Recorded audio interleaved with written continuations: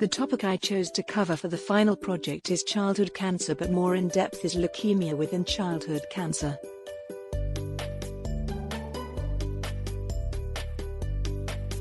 Leukemia is a disease in which the bone marrow and other blood-forming organs produce increased numbers of immature or abnormal leukocytes. This is a disease that is the most common type of cancer within children and teens. It accounts for about 25% of all childhood cancers. While this seems alarming, oftentimes leukemia can be defeated, but not without a fight that these children need to face. 1 in 5 children will pass away from childhood cancer. When you learn that every 2 minutes another child is diagnosed with childhood cancer, that puts it into perspective a bit more. Just know how many kids we lose yearly due to this.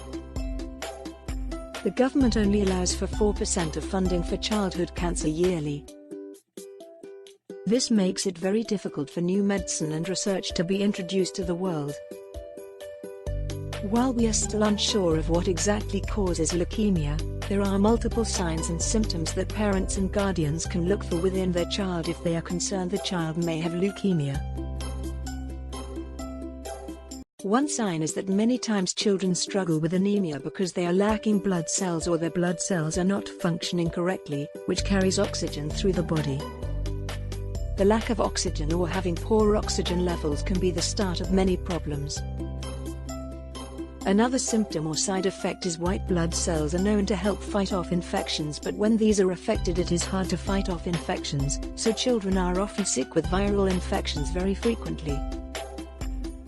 Some more symptoms are if children are easily being bruised, bleeding easily, or their bone are extremely achy for weeks at a time. This could be a sign your child may have leukemia, and a doctor's visit with the child's pediatrician should be scheduled promptly.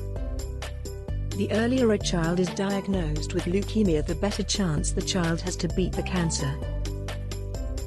This just simply prevents the cancer from spreading throughout the body.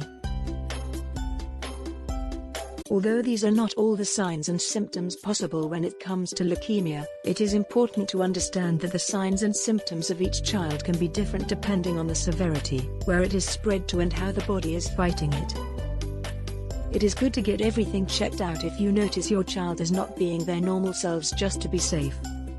The current treatments can be very tough on not only the child fighting this battle, but their siblings, parents, grandparents, anyone really actively involved in the child's life. The main form of treatment for leukemia is chemotherapy, which is an anti-cancer drug that is injected into the body either by mouth, vein or spinal fluid.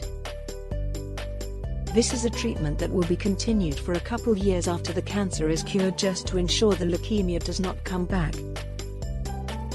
This form of medicine comes with its own set of side effects and symptoms, which include nausea, loss of appetite, mouth sores, and hair loss for a period of time.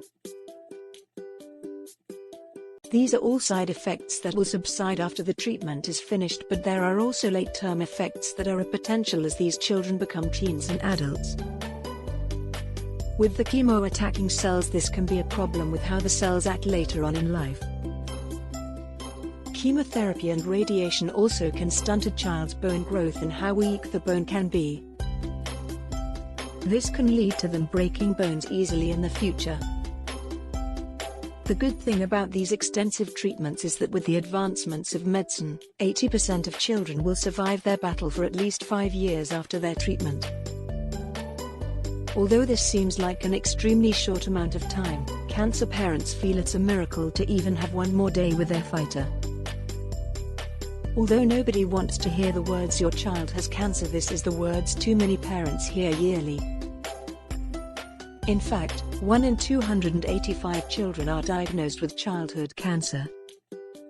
Even with this many children facing this every day, the government hardly allows any funding for more research in possible new medicine that can help these children facing leukemia and other forms of childhood cancer.